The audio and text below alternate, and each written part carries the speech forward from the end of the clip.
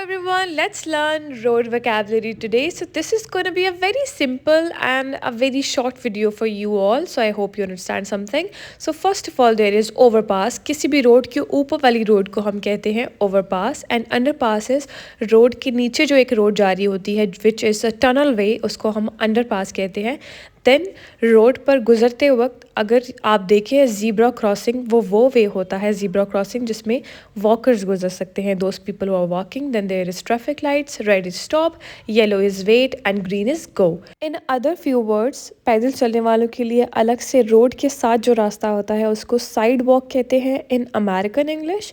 उसी को पेवमेंट कहते हैं in British English. Okay, remember that. And उसी को हम कहते हैं फुटपाथ इन पाकिस्तान, इंडिया और in many other countries. And I must tell you one thing, जो लोग पैदल चल रहे होते हैं उनको पेडेस्ट्रियन कहते हैं.